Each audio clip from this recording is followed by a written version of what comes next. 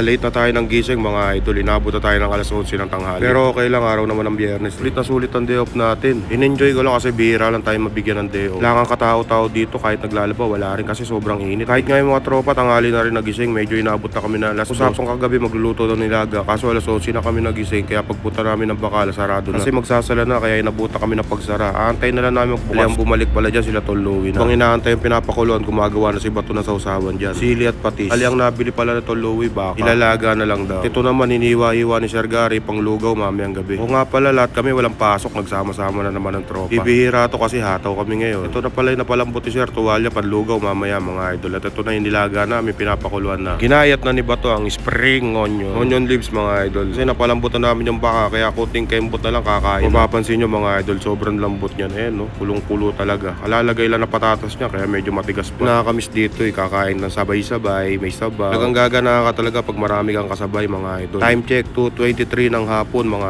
idol, tanghali. Luto na mga idol, kakain na kami. Tawagin na ang tropa, magdagdag pa ng kanin. Lahat pala kami niyan gutom na kasi hindi na kami nagalmusal. Mananangalian na lang kami kasi tanghali lahat nagising mga idol. Habang wala pa sila, inaayos na ni Berto lahat ng plato pati yung mamang ko. Para pagdating nila kakain na lang. Sa isa na palang nagdatingan, si Sir Alex nandiyan na rin, pati si Louie. Busy pa rin si Berto niya, maglalagay siya ng ulam sa may mangkok. Pero tayo, relax lang tayo. Stay put lang. Nandiyan na pala ang tropa, kakain na may kanya-kanya ng plato. Siyempre, kanya-kanya sandok na lang. Bali, dalawang rice cooker pala yung dala dito mga idol. Kakatingin ng pangakam sa mga oras na yan kasi baka biglang kulangin. Dalawang rice cooker lang ang dala-dala. Sabi ko pagka kinulang sa kanin, papakina lang ang ulam. Marami naman yan. Kanya-kanyang kuha na yan. Paunahin na natin silang matira atin mga idol. Ganito kami lahat pag walang pasok. Sama-sama na lang sa tanghalian, almusal o hapunan mga idol. Kumbaga isang lutuan na lang para makatipid. Sabay-sabay may ganap kang kumain. Hirap kasing kumain pag ikaw lang mag-isa Tapos yung nasa gilid pala niyan yung mga iniwa-iwa ni Sir. Panlugaw yan mamaya. Kumbaga naka-ready na yan, lulutuin na lang. Yan, naglalagay na pala si Berto dyan sa kanya-kanyang mangkok mga idol. Kinuha niya kagad yung pinakamalaking repolyo. Panalong panalo mga lods kasi pagka naihigop mo yung sabaw, sarap. Ang klase talaga magluto si Bato. Kami yan sa amin ang lalatanan kasi wala pang almusal. Tayo ko relax na sa pagkain, baka mabigla kasi wala pang laman sikmura natin. Mga idol, solid na solid kung mapapansin nyo. Ayun pa yung bone marrow mga idol.